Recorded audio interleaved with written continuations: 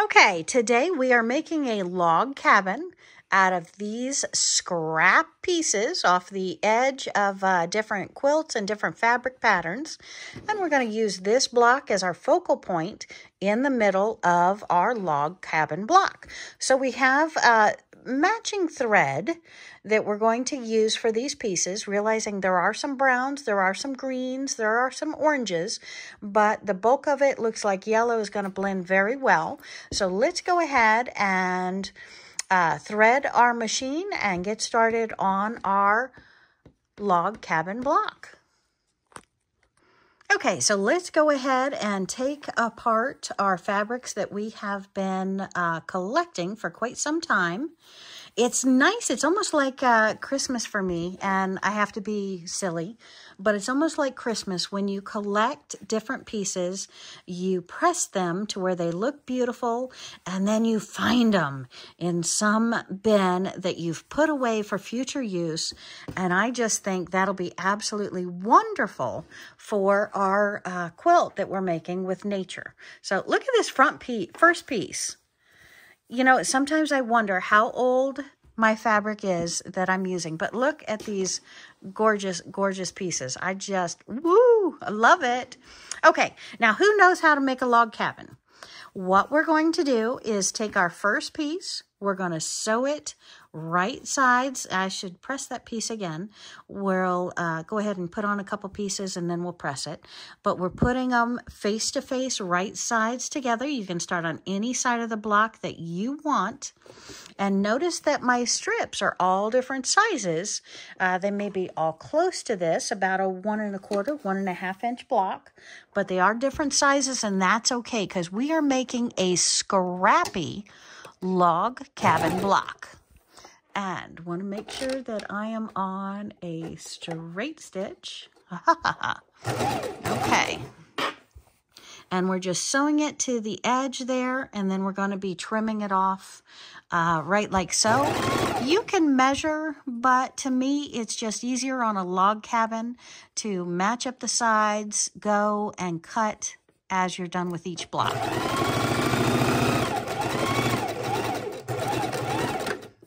So the proper thing to do, each strip that you make,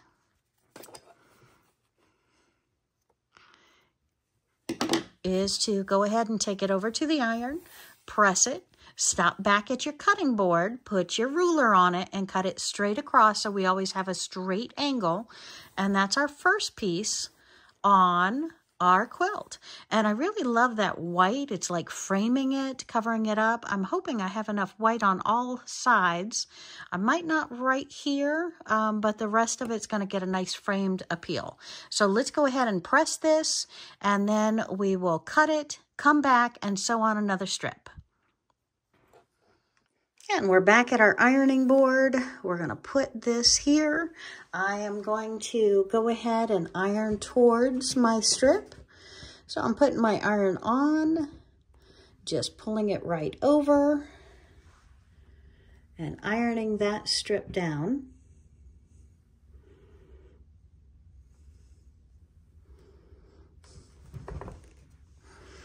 So that we have a flat, beautiful piece to start with. So let's stop back at the cutting board, trim that off, and then sew on another piece. And we're back at our cutting board. We have our rotary, we have our ruler, and we have our piece. We're just going to go ahead and take our piece, throw it up on the cutting board where you can actually see it. And again, this is a scrappy quilt. I'm not measuring to be 100% square, but so far I am. So let's go ahead and take the rotary, just cut it straight off. Close up our rotary blade. We've got a piece for our next row when we want to have the same color. And we're going to go back over to our sewing machine and put the next row and repeat. Okay, so now we have our block. We decide which side we want to do next and just grab the next piece in the pile. Determine, this is batik, so we determine which side is the right side. We place it face down on either the top or the bottom, wherever we want it to be. We line up the edges. We line up the side, and then we're going to sew straight across.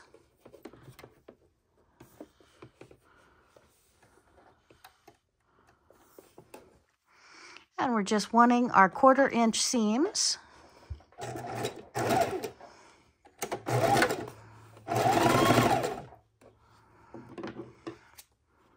And if we want, we can take our scissors. We know where the edge is, and we can go ahead and trim that piece off. And again, this, we have a little bit here under and a little bit here over. So that's why we want to go to our ironing board and not cut corners, because we do get off.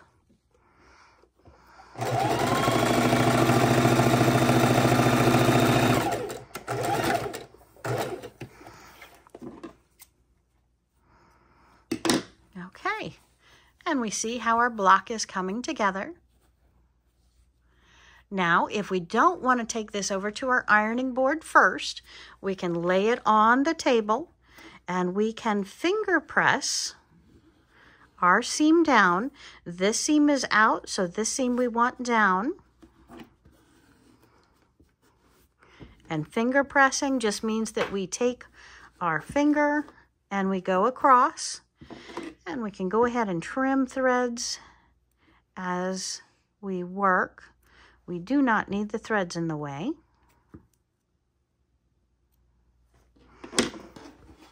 Okay, let's go ahead and do one more piece before we run over to the ironing board again. So, what is the next piece? Oh, isn't that great? Look at this batik. I have greens and oranges. So we decide which way is the top, which way is the bottom, and we place it on whichever way we're going. We're going this way. So we put that piece on, and let's sew that on. Move you up a little bit. Pull our threads to the back.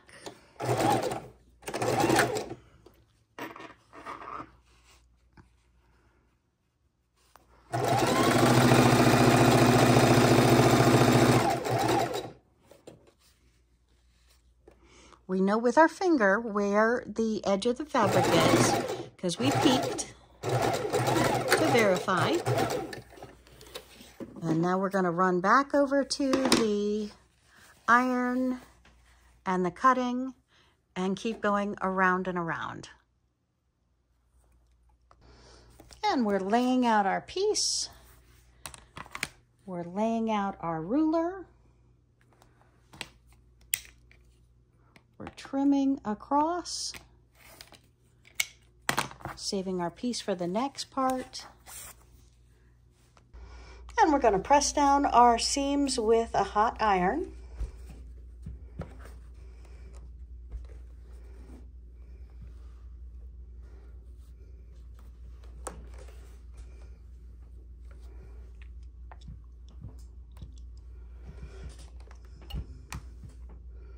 And if we do this every time we add another piece, the piece stays very, very manageable. Now, my strips are not exact sizes. They are strips of fabric cut off and trimmed. I'm good with that look. So I am not going through and measuring, oh my goodness, this is 1.25 inches, this is 1.5 inches, what do I do? This is a Scrappy quilt. We're going through with the averages and having fun with it. This is a very fun use up your scraps project. And we're back at the sewing machine to go ahead and grab the next strip and put around our beautiful piece. And we've got a shorter piece, but it definitely is long enough to fit here. So we're going to go ahead, hold it on, take a look at our seams, make sure they're behaving, and then sew this. I'm going to do a quick back stitch at the top just to lock it in.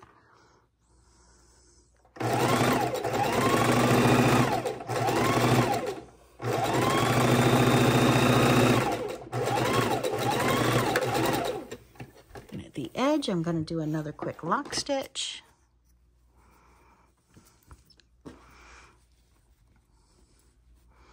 Again, I should be going over to the cutting board to trim this part off.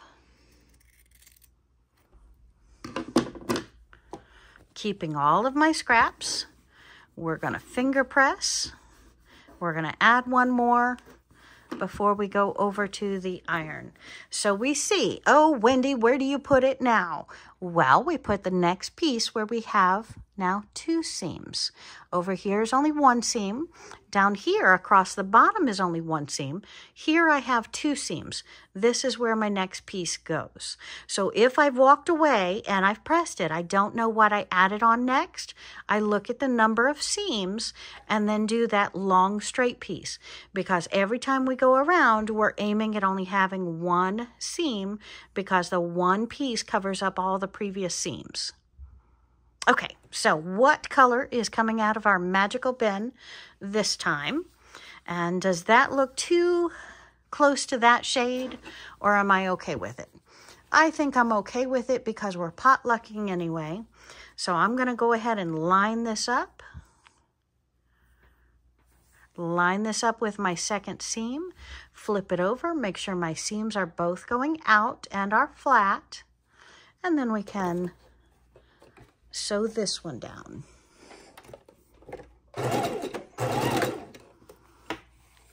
And each time we go around, our block is getting a little bit larger and a little bit larger. And we know from our quilt pattern,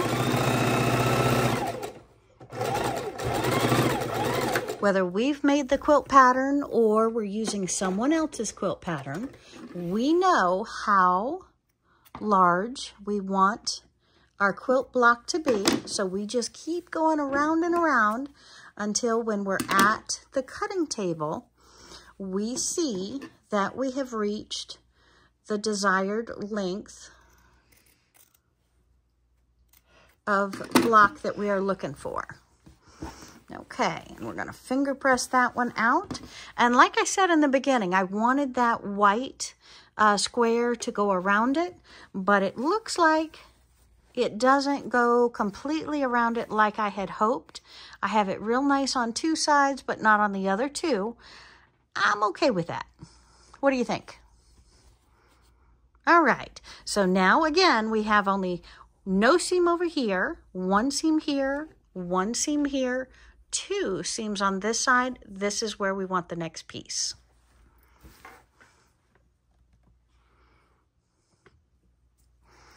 So we are going to grab the next piece and see what we come up with. Looks like a beautiful long, also a batik. When you look at a batik, is the color all the way saturated through it? That's one way to know whether it is batik. It's not painted on because that color goes all the way through it. So if I were to fray these threads on this fabric, they'd all be a combination of this color. The paint is all the way through it. Okay, so let's go ahead and line this up. Finger press this a little bit better.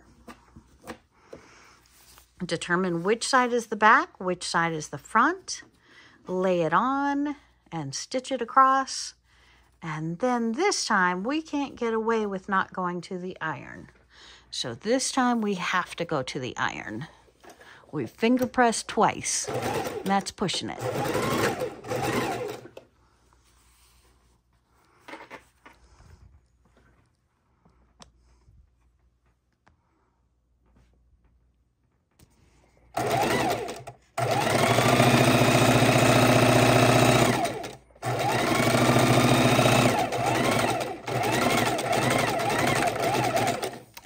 So let's pull this out. I'm going to stop at the cutting board, then go to the iron, and we'll trim this piece off properly.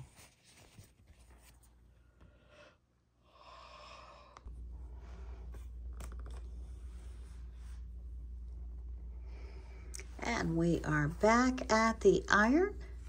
does take a moment for it to heat up. And then we're going to be pressing our sides.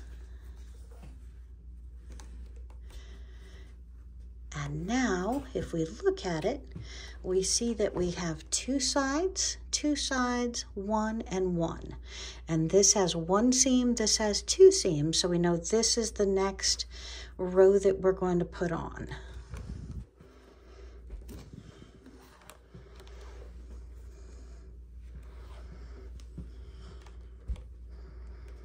And again, this is a Scrappy, use your leftovers log cabin, not a proper, precise, measured log cabin.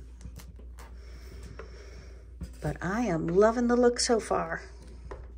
And I like all the different color blends, but I do think we need like an orange or a yellow here to bring in that green again.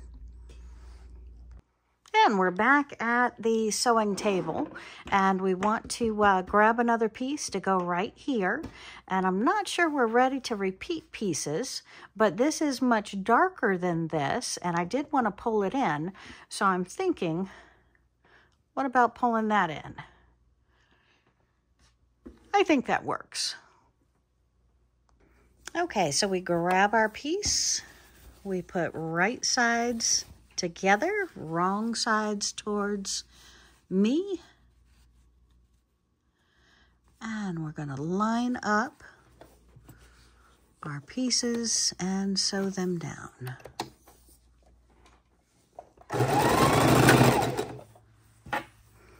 Hold them at the bottom. Make sure we're lined up very well on the side.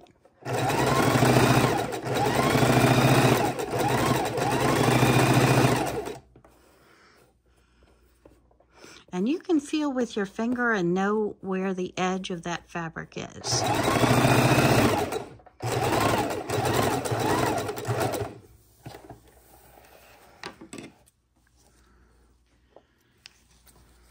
Okay.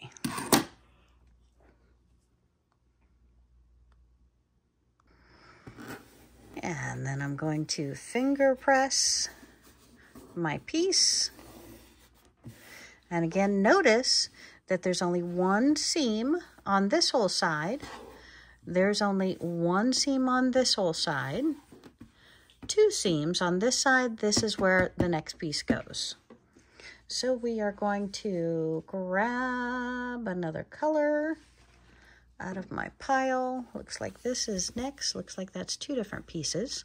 So, and this piece is painted. It's not batik. See how it's darker on one side, lighter on the other, very easy to tell, right side, wrong side. This is not batik. So let's go ahead and put this piece down. And we're going to line up our first corner and our side and our last corner. Pull our sewing machine back over and run down this. And